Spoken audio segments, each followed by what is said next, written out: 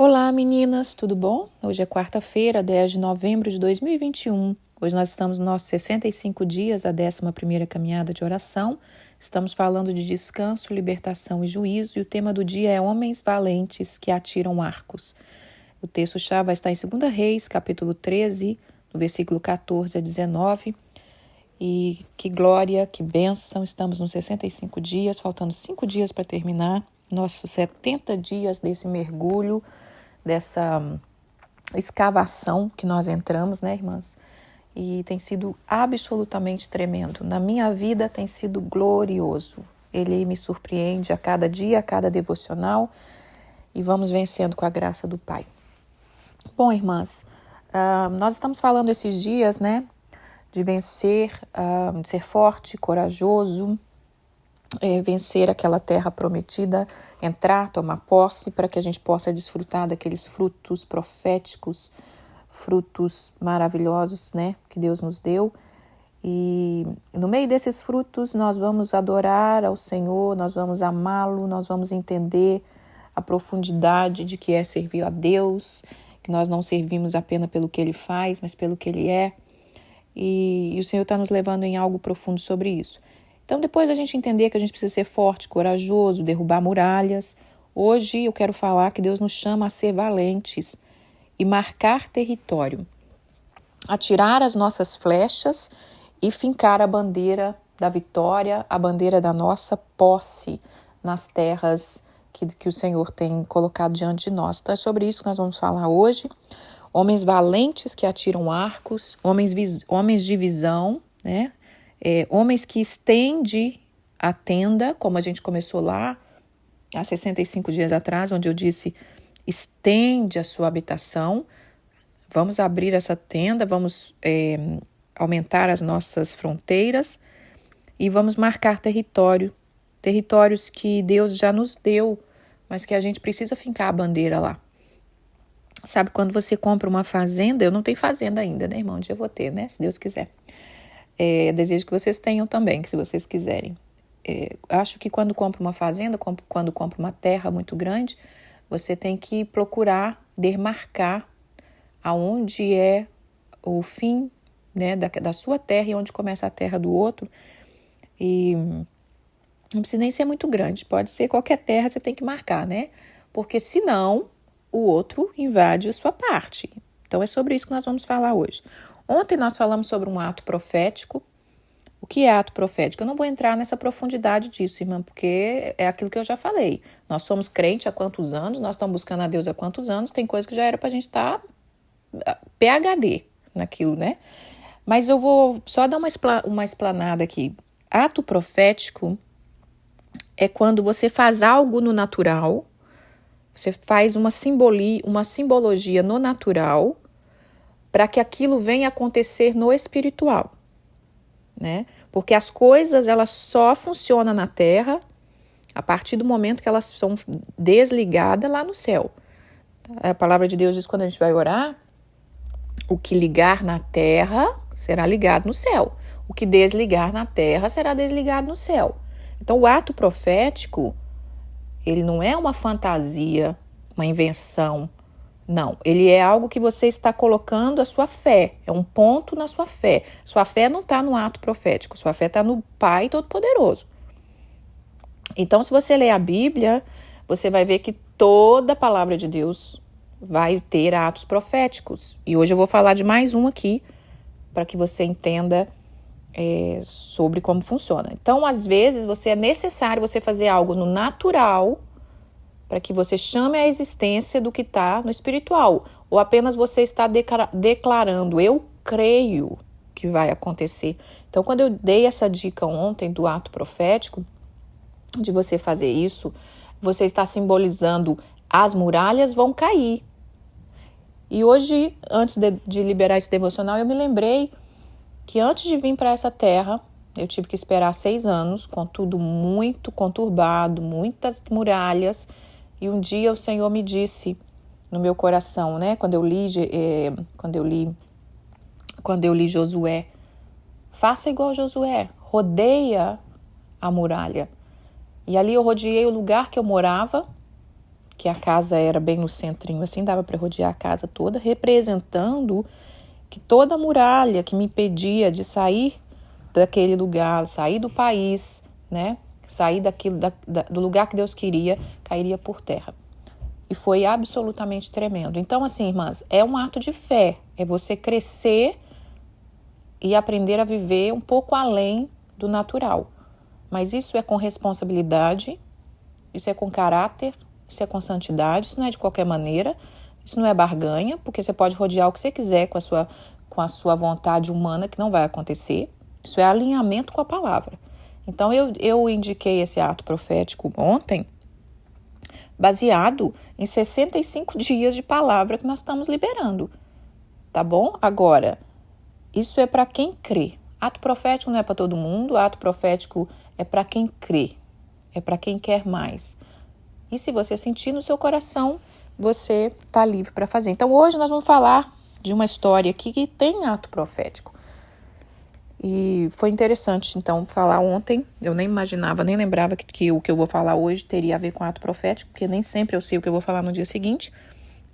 A maioria das vezes eu só tenho o tema, mas eu não desenvolvo o tema antes de me falar com vocês. Então, eu não me lembrava que a base do texto falaria de um ato profético. Então, vamos lá. 2 Reis, capítulo 13, no versículo 14 e 19, nós vamos estar falando hoje de homens que atiram arcos, tá bom?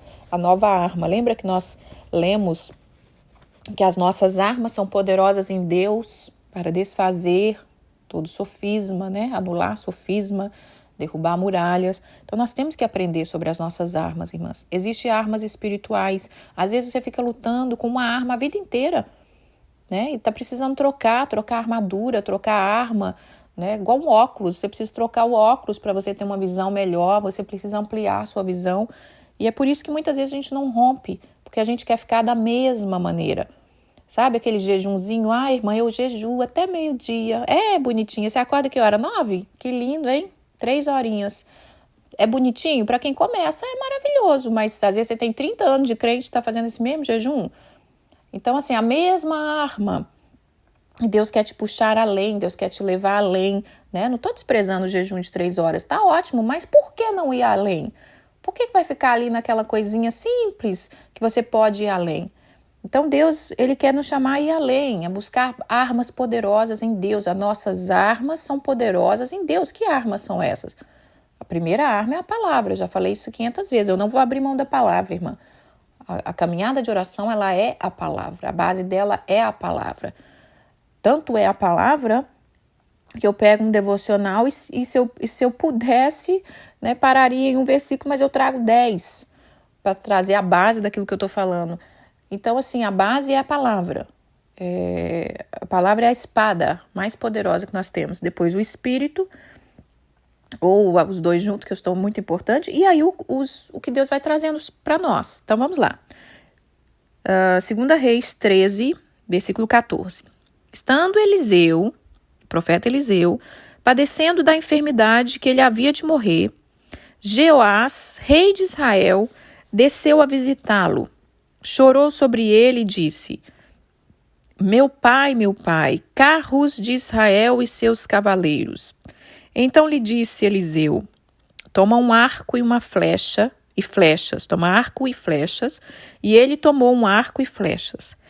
Disse ao rei de Israel: reteça o arco, e ele o fez. Então Eliseu pôs a mão sobre as mãos do rei e disse: abre a janela para o oriente, e ele abriu. Disse mais Eliseu: atira, e ele atirou.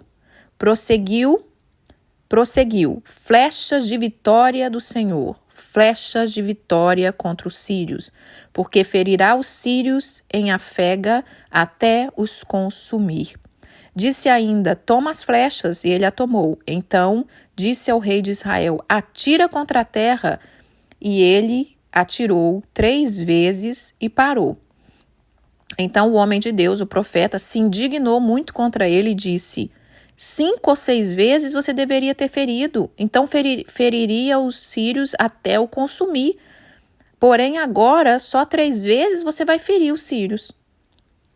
Então essa é uma palavra profética de um profeta Eliseu que estava ali enfermo, né? Quase já aqui no versículo seguinte, no versículo 20, fala que logo em seguida ele faleceu. Mas não é sobre o falecimento de Eliseu que nós vamos falar. Eu quero dizer que um profeta que estava debilitado, né, ali enfermo, porque já estava decretado que era aquela enfermidade que ele iria falecer. E esse rei veio falar com ele. Ele usa essa expressão, meu pai, carros de Israel e seus cavaleiros. Isso era uma expressão da unção que estava sobre Eliseu, porque Eliseu foi escolhido por Elias, quando Elias foi levado pelos carros de fogo. Então, por isso ele está saudando ele dessa maneira. E então ele vem, acho que buscar um conselho, porque os sírios, né, se levantavam ali contra Israel. E Eliseu dá uma palavra profética para ele. E ele disse, olha, pega arco aí, pega o arco, a flecha. Isso era uma arma muito usada antigamente, né, irmãs? Muito usada para vencer as guerras. E ele disse, abre a janela. E colocou a mão sobre a mão dele, abençoou a mão do rei. E disse, abre a janela e você vai lançar flechas de vitória. Olha que tremendo, irmãs, flechas de vitória. Falou 2 vezes, flecha da vitória do Senhor, flecha da vitória contra os sírios. E aí falou, então lança que você vai consumir eles até o fim. E esse rei lançou 1, 2, 3 flechas e parou. E o profeta ficou bravo. Só isso. Já era para você. Por que você não fez 5 vezes? Por que você não fez 6 vezes? Por que você parou? E é sobre isso que nós vamos falar isso. Olha que palavra gloriosa. Depois de ontem, da gente entender sobre vencer muralhas. Oh, aleluia. Deus está nos chamando a lançar flechas de vitórias. Flechas da vitória do Senhor. Irmãs, Deus está dizendo aqui nessa palavra, abre a janela. Abre a janela. Nós falamos sobre porta, nós falamos sobre casa, nós falamos sobre tudo nessa caminhada, irmã. Eu cheguei a falar com Deus esses dias, pai, acho que acabou meu repertório, né? Meu não, porque é o Senhor que me dá. Mas na minha mente eu falei, acabou o repertório, eu acho, né, Jesus? Mas acabou não, porque isso aqui é uma fonte inesgotável. Glória a Deus. Então, abre essa janela da sua casa, da sua alma, do seu coração, do seu espírito. Olha para fora, olha para o horizonte, olha para a terra prometida, olha para os seus sonhos, olha para os seus inimigos que você precisa vencer, inimigo da sua carne, inimigo da sua depressão, da sua tristeza, da sua angústia, da sua dificuldade de romper, e você vai lançar flechas de vitória. Porém, aqui está dizendo que ele parou, lançou só 3 vezes, acho que tá bom. Acho que com 3 eu vou vencer. E o homem ficou bravo e disse, era para você ter feito mais. Agora você vai ferir eles apenas 3 vezes. Não vai ser, não sei se vai dar para consumir. Ferirá o sírio até... Se você tivesse lançado mais, você ia até o fim. Mas como você fez só 3 vezes, não sei se vai ser o suficiente para consumi-los. Então, às vezes, nós lutamos e a gente vai só até um pouquinho. É o que eu falei hoje do jejum, tá, irmãs? Eu falei com respeito, eu não estou desprezando um sacrifício pequeno. Eu estou dizendo que você pode ir além. Eu estou dizendo que você pode romper mais. Eu estou dizendo que Deus está te chamando a vencer mais. E aí, às vezes, a gente voa só até aqui. Estou com preguiça, né? Foi assim que eu aprendi, é assim que vovó fazia, é assim que não sei quem fazia. E Deus te chamando, vamos além, vamos além. Então vamos ler mais textos aqui, porque Deus quer falar conosco profeticamente. Então isso foi um ato profético. Ele nem tinha ido para a guerra ainda, ele não sabia nem como ia ser, né? Ele estava apreensivo. Mas o que o profeta diz? Faça isso. Faça um ato profético. Quando a viúva ali procura o profeta Eliseu, o profeta Elias, para o azeite, para a transformação das coisas, faça um ato profético. Então nós precisamos andar no profético, irmã. Nós precisamos além, nós precisamos ativar a nossa fé. Quando nós fazemos algo além, não na carne, porque na carne não vai funcionar. Aliás, na carne você não vai nem conseguir. E nem na alma, porque a alma às vezes ela quer agradar ao Senhor e não é na alma que a gente agrada ao Senhor, é em espírito e em verdade. Mas quando a gente faz um ato profético, o Senhor entra conosco. Quando Deus disse para Moisés na frente do mar, coloca a vara, coloca o cajado, que eu vou abrir o mar, mas o seu trabalho é colocar o cajado. Então nós precisamos entrar nesse território do que Deus tem para nós. Então não esqueça disso, flechas da vitória do Senhor, flechas da vitória contra o inimigo. Vamos ler aqui Jeremias capítulo 32. Deixa eu ver aqui, irmãs, que eu tenho muitas coisas. Deixa eu ver se é isso, Jeremias. Vamos ler Jeremias 32. Jeremias 32 fala assim, Jeremias 32, versículos 6 e 15. Jeremias compra um campo em Anadote. Jeremias estava num tempo de destruição, estava levado cativo, e Deus falou algo com ele, e eu quero falar sobre isso aqui. Não vou poder ler todo o texto, mas se vocês puderem ler, quiser conhecer melhor, o capítulo todo do 32. Mas vamos ler do versículo 1. Palavra que veio a Jeremias da parte do Senhor no ano 10º de Zedequias. Vamos pular para o 6. Disse, pois, Jeremias, veio a minha palavra do Senhor dizendo, eis que Hananel, filho do teu tio Salum, virá a ti, dizendo, compra o meu campo, que está em Anadote, pois a ti, a quem pertence o direito de resgate, compete comprá-lo. Veio, pois, a mim, segundo a palavra do Senhor, Hananel, filho do meu tio, ao pátio da guarda e me disse, compra agora o meu campo que está em Anadote, na terra de Benjamim, porque terá o teu direito de posse e de resgate, compra-o.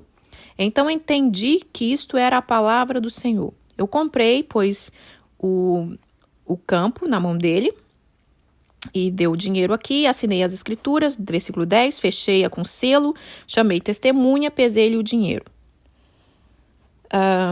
Vamos aqui agora para o 14. Assim diz o Senhor, o Deus de Israel, toma essa escritura que você comprou, sela como aberta e mete-as num vaso de barro, para que possa conservar por muitos dias. Porque assim diz o Senhor dos Exércitos, o Deus de Israel, ainda se comprarão casas, campos e vinha nesta terra. Eu gostaria de ler tudo, mas não vou poder. Irmãs, olha só.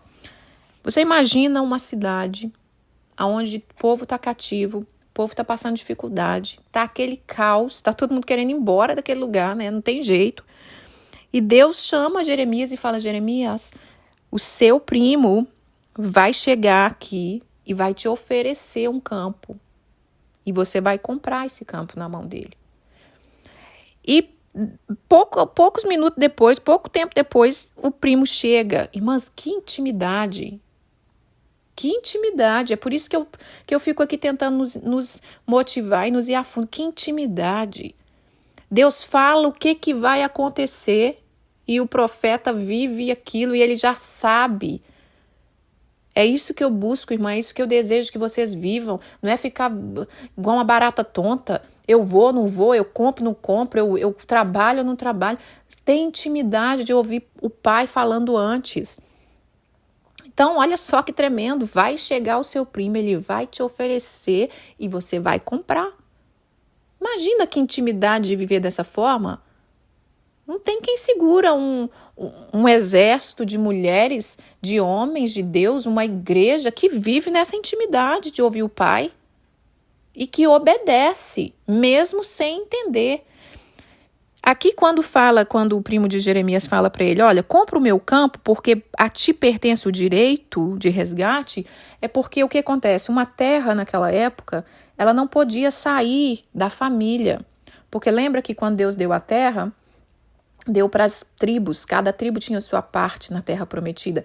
Então, a princípio, quando fosse desfazer daquela terra, tinha que tentar vender para a pessoa da família, e tinha a ordem. Então, ele fala para ele, olha, eu estou te oferecendo porque é para você, é você que primeiro você é o primeiro da lista, que tem a prioridade de comprar essa terra. E Deus disse para ele comprar e ele compra. No final, Deus disse para ele, você vai pegar essa escritura, vai botar num vaso de barro. O vaso de barro, irmãs, era o que era usado ali para guardar as coisas preciosas, esconder, principalmente papel. Tanto é que há uns anos atrás, né, não lembro, uns 50 anos atrás, foi descoberto ali no Mar Morto vários vasos de barro com os escritos da palavra, que confirmou que a Bíblia, como ela é antiga, né, tem escritos de Isaías, tinha escrito dos profetas ali há pouco tempo atrás, né, que foi descoberto mais coisas da palavra. Então, ele falou, você vai pegar isso, vai colocar dentro de um vaso, vai guardar para conservar muitos dias, porque vai se cumprir uma profecia através do que você está fazendo. Mais um ato profético. Ele comprou para cumprir um ato profético, porque na cabeça dele, aquela terra, ele não sabia nem o que ia ser daquela terra, ele não sabia nem se ele ia estar vivo, né? Porque estava ali destruindo o povo, levando cativo, maltratando ali tudo devido à desobediência. Por isso o Senhor permite isso, que as nações venham e leva cativo o povo na própria terra, porque eles não obedeceram, eles não caminham segundo a vontade de Deus. Então acaba que a gente acaba pagando o preço da desobediência, e o preço da desobediência é a escravidão. E aí, irmãs, ele guarda isso, e Deus diz, porque por muitos dias, né? Porque vai chegar o tempo que o povo vai comprar a terra, vai comprar campo e vinha nessa terra. Ou seja, vai chegar o tempo que eu vou restaurar essa terra. Então, só que aqui mais para frente, que eu não vou entrar muito, Jeremias começa a conversar com o Senhor. E isso é outra coisa maravilhosa que nós precisamos. Quando você não entender algo, converse com o Senhor. Converse com seu pai. Aqui está dizendo que ele conversou com Deus e ele disse, Senhor, né, que o Senhor fez os céus e a terra. Aí ele engrandece o Senhor aqui nos versículos 17, 18. E ele fala, eu não estou entendendo, por que o Senhor fez eu comprar? Aqui no 25, contudo o Senhor me disse, compra um campo por dinheiro e chama a testemunha, embora essa cidade está entregue na mão dos caldeus. Ele estava, Senhor, eu te obedeci, mas eu não estou entendendo. Para que eu estou comprando isso? Né? E aí veio a resposta do Senhor. Eu vou ler um pouquinho aqui que fala no versículo 27. Eis que eu sou o Senhor, Deus de todos os seres viventes. Acaso haveria coisa demasiadamente maravilhosa para mim? Portanto, assim diz o Senhor, eu entrego essa cidade na mão dos caldeus, no Nabucodonosor, na Babilônia. Eu entreguei, sim, eu estou deixando vocês passarem por uma dificuldade, mas eu estou no controle. Era isso que Deus estava dizendo para Jeremias. E ele disse... aí ele conta aqui tudo porque que ele está permitindo isso, porque o povo desobedeceu, mas ele fala assim, mas vai chegar um tempo que eu vou congregar de toda a terra para onde eu os lancei esse povo, e este lugar eu farei dele que habita em segurança. Eles serão o meu povo e eu serei o seu Deus. Eu vou dar um coração e um caminho para que eles temam todos os dias. E eu vou fazer uma aliança com eles, e alegrar-me-ei por causa deles, e farei bem, plantá-lo-eis firmemente na terra de todo o meu coração, de toda a minha alma. Então ele fala, Jeremias, você obedeceu, e eu estou no controle. Então, irmãs, é mais uma coisa para a gente aprender nesse dia. Aprenda a ter uma intimidade com Deus, para você aprender a obedecer. Só faz ato profético quem obedece. Só faz ato profético quem tem intimidade com Deus. Né? É lógico que é o primeiro ato profético, a gente não tem toda essa intimidade. A gente tem o desejo de servir, o desejo de ser obediente. E aí a gente dá o primeiro passo. Mas, no geral, só vive uma vida profética quem obedece, mesmo sem entender. Que foi o caso de Jeremias. Vamos ler Salmos. Salmos 127, versículo 4, fala assim.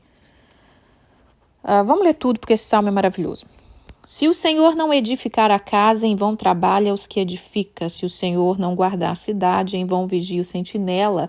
Inútil vos será levantar de madrugada, repousar à tarde, comer o pão que penosamente grajeaste. Aos seus amados ele dá enquanto dorme. Herança do Senhor são os filhos, o fruto do ventre o seu galardão. Esse agora é o versículo que eu queria falar. Como flechas na mão do guerreiro, assim os filhos da mocidade. Feliz o homem que enche deles a sua aljava, não será envergonhado quando pleitear contra o inimigo na sua porta. Aqui está comparando os filhos como flechas. Então, flechas, irmãs, elas iam muito longe. Flechas marca território. Flechas você atira contra o inimigo. Flechas você atira, às vezes, para mandar uma mensagem. Enfim, flechas é uma arma poderosa. E aqui está comparando os filhos com essas flechas. Nós, muitas vezes, especialmente nesses últimos tempos, nós temos as nossas flechas, que são os nossos filhos, e nós estamos distraídos, correndo atrás do vento, como disse aqui, trabalhando, levantando de madrugada, comendo pão penosamente, sabendo que sem saber, sem viver, que aos seus amados ele dá enquanto dorme. Isso aqui não é para a gente ficar na preguiça também, não, irmã. É entender que não é o seu muito fazer. Porque aqui está dizendo que se Deus não edificar essa casa, se Deus não está no controle, nada vai funcionar. E nós estamos deixando de trabalhar e exercer e lançar as nossas flechas, que são os nossos filhos. Os nossos filhos têm que ir além, ele tem que ir além do que nós já fomos, né? Então, irmãs, que nós possamos, nesses dias, não só olhar para nós, mas lançar os nossos filhos, ensinar os nossos filhos a palavra, ensinar os nossos filhos a ter comunhão com Deus, a ter intimidade com Deus. Porque os nossos filhos precisam conhecer os profetas, nossos filhos precisam conhecer os atos proféticos, nossos filhos precisam ter experiência com Deus. Quero contar 2 coisinhas aqui. Hoje eu tive um sonho estranho, não ia contar isso aqui, mas tem tudo a ver. Eu tive um sonho estranhozinho que eu via, parece que um rapaz bonitinho, amigo da Rebeca no sonho, não conheço, não sei. Parece que foi na igreja com a gente, eu não sei. E ele, depois do culto ou depois de um evento ali, ele confrontou a minha filha dizendo: eu não acredito em nada disso, Deus é mentiroso. E começou a confrontá-la bravo. E ele falava: você quer ir ali comigo? A gente pode sentar ali no carro, você pode sair comigo para você me explicar melhor sobre isso, porque eu não acredito nisso. E eu fiquei de longe olhando e pensando: o que ela vai falar? O que ela sabe do Senhor realmente para confrontar esse cara agora, para dizer sobre... Porque ele está afrontando o Senhor, ele está dizendo que ele não acredita, o que ela vai falar para ele? E ela ficou paralisada, e quando o cara começou a blasfemar muito, eu entrei... E eu não lembro mais o que aconteceu, mas enfim, o sonho, quando foi de manhã, eu contei para ela. Falei: nossa, tive esse sonho e tal, o que você faria? E ela falou: eu ia falar para ele que eu tenho prova que Deus existe, por causa de alguns milagres que ele já fez na nossa vida. Mas eu quis contar isso aqui, irmãs, eu não sei nem por que eu estou contando, tá? Mas eu quis contar porque os nossos filhos vão ser confrontados. Eles vão ser confrontados.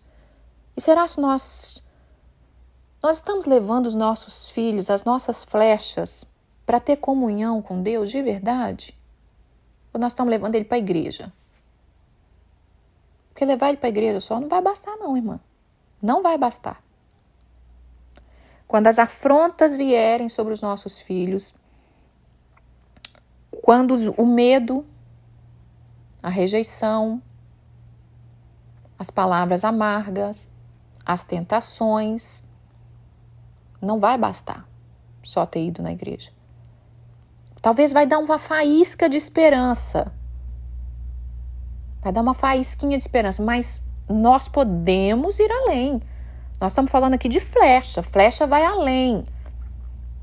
Então, nossos filhos... Eu não estou dizendo aqui também, irmãs, que eu estou criando a minha filha perfeito, que eu tô como vocês, irmãs. Não sei nada. Mãe não sabe nada. Eu achei interessante... eu sonhei esse sonho, não sei por quê, porque eu sonho muito, graças a Deus. Meu pai fala comigo no sonho, eu adoro isso. Durmo já esperando ele falar comigo. E sonhei por sonhar, não sei, mas tudo eu trago uma meditação. E aí eu estava falando uma outra coisa com a minha filha também sobre... quando eu estou no meu trabalho, alguma coisa, às vezes eu falo: ai, Jesus, né? Vamos supor que tem uma coisa difícil. Ai, Senhor, como vai ser? E aí eu percebi que as pessoas aqui, especialmente nos Estados Unidos, os americanos, eles têm uma mania de achar que você não pode falar isso, porque você está blasfemando contra o Senhor, você está amaldiçoando, você está falando o nome de Deus em vão. Eu já ouvi algumas vezes, e ontem eu tive essa experiência, né? Que a gente estava com muito trabalho, eu falei, ai, Senhor, não como murmuração, mas tipo assim, Jesus, me ajuda, né? E a pessoa que estava comigo, ele disse, ai, não pode falar o nome de Deus em vão. Se a minha mãe ouvisse eu falando isso, nossa, ela ia ficar muito brava comigo. Você não pode falar o nome de Deus em vão. Eu falei assim, mas eu não estou falando o nome dele em vão. Primeiro que ele é meu pai, segundo que ele é meu amigo, e terceiro que eu chamo ele o dia inteiro, meu filho. Então vai se acostumando. E ele falou, não, mas isso é o nome de Deus em vão. Claro que não, eu estou dizendo para ele vir me ajudar. Eu quero ele presente aqui, eu quero ele juntinho. Eu estava explicando isso também. Irmãs, toda essa conversa que eu tive com a minha filha do sonho, e disso que eu estou falando agora em questão de menos de 5 minutos. Enquanto ela estava arrumando para ir para a escola, saindo da casa, entrando no carro para eu deixar para pegar o ônibus, em 5 segundos saiu toda essa conversa. E eu falei assim, ai, que povo estranho aqui nessa terra, que a gente não pode falar o nome de Deus, que a gente está falando o nome de Deus em vão. É por isso que esse povo não tem intimidade com Deus, porque acha que o nome dele é em vão, você não pode chamar ele para nada, você não pode falar, comentar com ele nada, que se está difícil, se está frio, se está calor, tudo eles acham que é o nome de Deus em vão. E na hora veio isso, né? Por isso que as pessoas não têm comunhão com Deus, porque não coloca ele nas mínimas coisas. Não coloca ele nas mínimas coisas, não coloca o Senhor naquilo que... Não coloca ele participando das coisas simples. Nosso Deus quer participar de tudo na nossa vida. Então fica esses exemplos aí que eu não sei nem porque eu falei, mas o Senhor sabe. Vamos lá para 2 Crônicas. Agora vamos ler 2 Crônicas. 2 Crônicas no capítulo 7. Espera aí um pouquinho mais. 2 Crônicas 7, versículo 8 e 11. Isso é sobre o reinado de um rei aqui, né? E ele fala assim... Disse, pois, a Judá, edifiquemos esta cidade, cerquemo-las com muro e torre, portas e ferrolhos, enquanto a terra ainda está em paz diante de nós. Pois temos buscado ao Senhor nosso Deus, temo-lo-nos buscado, e ele nos deu repouso de todos os lados. Edificaram e prosperaram. Tinha Asa no seu exército 300.000, Asa era o rei, 300.000 de Judá, que trazia pavês e lança, e 280.000 de Benjamim, que trazia escudo, e atiravam com arcos. Todos eram homens valentes.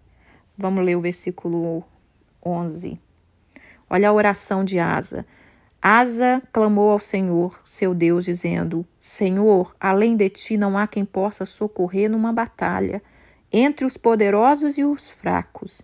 Ajuda-nos, pois, Senhor nosso Deus, porque em ti confiamos e no seu nome viemos contra esta multidão. Senhor, tu és o nosso Deus, não prevaleça contra nós o homem. Olha aqui que palavra que completa também sobre o arco, que no exército desse rei tinham homens valentes que atiravam arcos. Irmãs, aqui também está dizendo que Asa, ele estava num tempo de descanso. Deus deu ele um tempo de descanso, não teve muita guerra, porque os reis enfrentavam muitas guerras.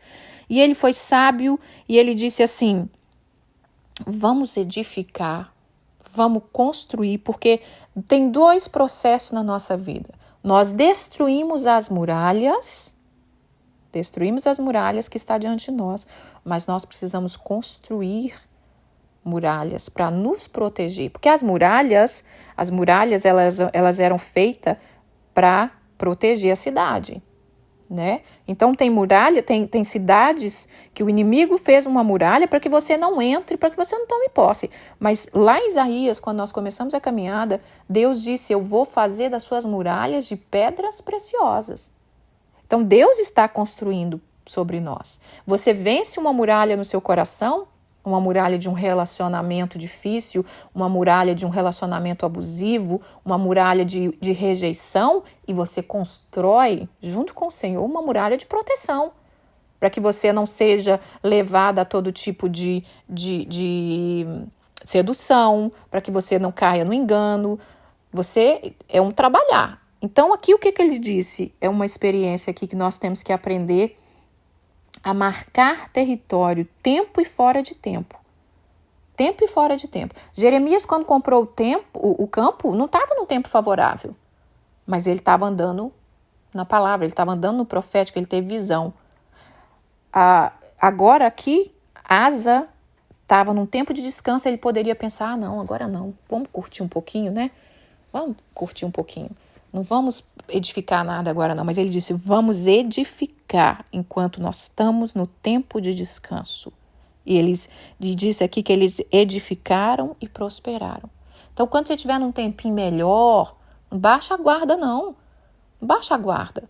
Não estou enfrentando muita luta, eu não preciso jejuar, não preciso fazer campanha, não preciso ler muita Bíblia, não preciso fazer nada. Agora que tem que fazer um pouquinho mais, para guardar a reserva para o próximo, para quando vier a próxima coisa. Você não sabe? A gente não sabe. Então, a gente tem que se encher para a gente ter reserva. E esse texto aqui foi sobre isso, um texto incrível. Vamos ler Jeremias, capítulo 51, versículo 11 e 12, já está acabando, tá, irmãs? Jeremias 51, 11 e 12. Aguçai as flechas, preparai o escudo. O Senhor despertou o espírito dos reis, dos medos, porque o seu intento contra a Babilônia é para destruir, pois esta é a vingança do Senhor, a vingança do seu templo.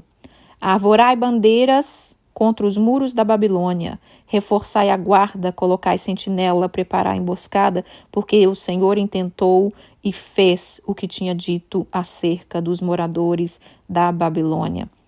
Vou ler esse 13º aqui. Ó tu que habita no meio de muitas águas, rica de tesouros, chegou o seu fim, a medida da sua avareza. Isso aqui é uma sentença contra a Babilônia. A Babilônia tinha escravizado o povo ali na época de Jeremias. E Deus está dizendo para esse povo e para nós, prepara as flechas, prepara os escudos, porque o Senhor vai agir. Coloca a bandeira, arvorai as bandeiras contra os muros da Babilônia, contra os muros daquele que te cerca, né? Contra os muros daquele que está te prendendo, que está te segurando. Coloca a bandeira, eu vou vencer, o meu Deus, aquilo que eu li ali, a oração de Asa. Asa disse, Senhor, só o Senhor pode dar vitória na guerra, só o Senhor pode entrar conosco e nenhum homem pode prevalecer contra nós. Isso é que tem que ficar mais profundo no nosso ser, irmãs. Não vencemos batalha se não for pela mão poderosa do Senhor. Quero ler mais uma coisinha aqui para terminar. Vamos lá, Gênesis capítulo 49, versículo 14 e 15. Gênesis 49 é quando Jacó abençoa os 12 filhos, as 12 tribos de Israel, e cada tribo, cada filho ia ter sua bênção, ou às vezes o Jacó estava usando ali para chamar a atenção do filho, e eu quero falar sobre esse filho aqui, Isacar. Então, no versículo 14 do capítulo 49 de Gênesis, fala assim, Isacar é um jumento de fortes ossos, de repouso entre os rebanhos de ovelha. Ele viu que o repouso era bom e que a terra era deliciosa. Ele baixou os ombros à carga e sujeitou-se ao trabalho servil. Olha que palavra difícil para um filho, né? Ele disse, meu filho, você é como um jumento de ossos fortes. Jumento era um dos animais ali mais usado na época, né? Jumento, ele é forte, ele tem também o simbolismo como é que eu vou dizer, de difícil, né, de obedecer, ele é cabeça dura, mas como animal, ele é um animal forte. Ele vai, né, ele vai e ele carrega muita coisa. Então, Jacó diz para ele, você é forte, mas você, Isacar é jumento de fortes ossos e de repouso entre os rebanhos das ovelhas, mas você ficava ali ajudando no rebanho e repousava. E nesse período de repouso, você viu que era bom e que a terra era deliciosa. E você baixou o ombro às cargas e sujeitou-se ao trabalho servil. E quando se lê sobre a história de Isacar, a gente vai ver que ele aceitava ser, não vou dizer escravizado, mas um trabalho duro. Não vou dizer que tudo, porque eu não conheço a história toda de Isacar, Mas, olha só, irmãs, viu que o repouso era bom. Há um perigo muito grande da gente baixar a guarda na época de repouso. Às vezes a gente está vivendo um tempo, né, da infância, do filho, tá indo tudo bem, mas a gente não planta lá para frente, a gente não planta para a adolescência. Às vezes a adolescência está tranquila, a gente não planta para a juventude. A gente tem que ter uma diligência, um dinamismo, uma intimidade com o Pai, de ir trabalhando no momento certo. Esse repouso não pode se tornar ociosidade, né? Você está em casa, você não trabalha, glória a Deus por isso. Mulheres, se vocês estão em casa e não trabalham, não fica aí se matando achando que está no inferno, não, querida. Você está na glória, vai descansar mesmo, vai cuidar da sua casa, da sua saúde, mas às vezes está em casa, não trabalha e não consegue fazer nada. Não consegue fazer nada. Não consegue organizar a casa, não consegue cuidar dos filhos, não consegue se cuidar, não acha tempo para uma caminhada, não acha tempo para investir. Está no tempo de descanso que Deus deu, mas não consegue investir para o futuro. Depois, irmãs, quando algo muda, quando você precisa levantar para trabalhar, ou quando algo acontece, você não está preparada. Mesmo você sendo forte, como falou aqui, você é um jumento forte, mas ele baixou os ombros à carga. Porque o jumento, ele carrega muito peso, mas ele tem que continuar. Se ele baixar ali, depois para levantar, vai ficar um pouco mais difícil. Então, se você está num tempo de descanso, descansa, mas investindo. Investindo, porque a gente não sabe o dia de amanhã. E Deus, usando essa palavra aqui, dessa tribo de Isacar, chamando a atenção, que a gente não fique ocioso. Tá num trabalho que tá bom, que tá mais lento, glória a Deus, desfruta, busca, mas você na ativa espiritualmente. Sua visão tem que estar ativa, você não pode baixar a guarda de tudo. Então, irmãs, vamos investir naquilo que Deus tem para nós. Essa é a palavra de hoje. Antes de terminar, eu quero ler uma coisa que eu li, achei super interessante, sobre as flechas. A lição que nós venhamos aprender sobre a flecha é o seguinte: a flecha, ela recua para trás para poder avançar. Há momentos que nós temos que recuar para poder avançar, né? Há momentos que quando você recua, você está se preparando para ir mais longe. Ao empurrar a flecha para trás, rumo ao seu coração,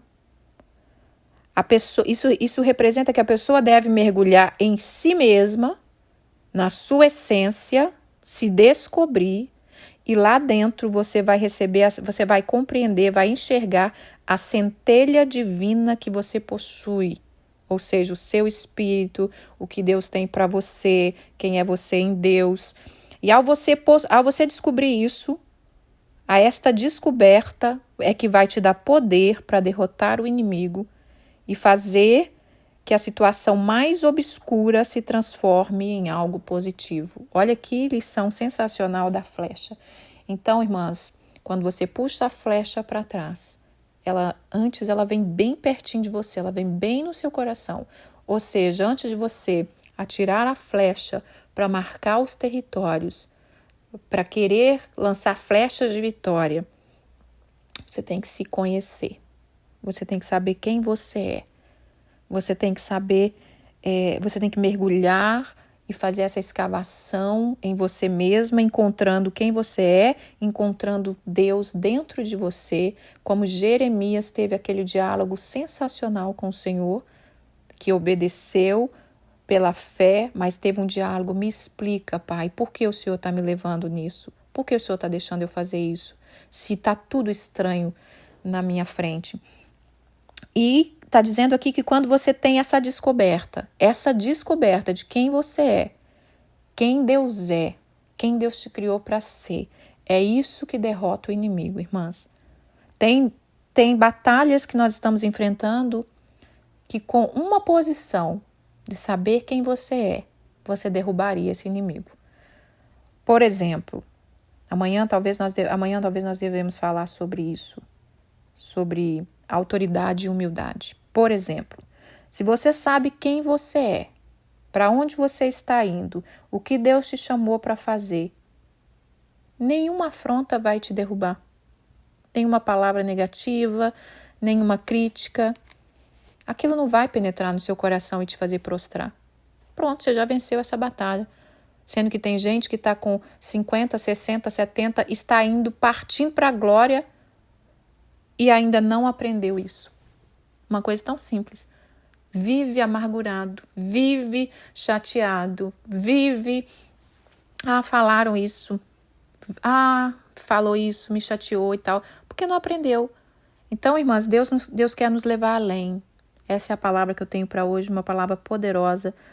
Que nós venhamos preparar as flechas, como disse o Senhor, prepara o arco, prepara a flecha, prepara a bandeira da vitória para a gente fincar nos lugares que Deus tem para nós. Amém? Que o Senhor fale com vocês. E a canção que eu vou deixar hoje, ela traduz o devocional de ontem. Alguém me enviou e eu me lembrei e achei que tem tudo a ver e eu vou deixar aqui pra gente. Vamos orar. Pai, graças te dou porque o Senhor é bom, tua misericórdia dura para sempre. Obrigado porque o Senhor está falando conosco no oculto e no profundo, porque tu és Deus Todo-Poderoso. Obrigado porque o Senhor está preparando um exército de mulheres posicionadas a compreenderem quem elas são, quem o Senhor é e as armas que o Senhor tem nos entregado. Muitas vezes nós assentamos e choramos como se nós não tivéssemos armas nenhuma, como se nós não tivéssemos um Deus que está na nossa frente. Mas eu quero te dar graças porque o Senhor está nos treinando. Em nome de Jesus, eu te agradeço por esse dia, por esta palavra. Em nome de Jesus, amém. Fiquem com Deus, irmãs, até amanhã.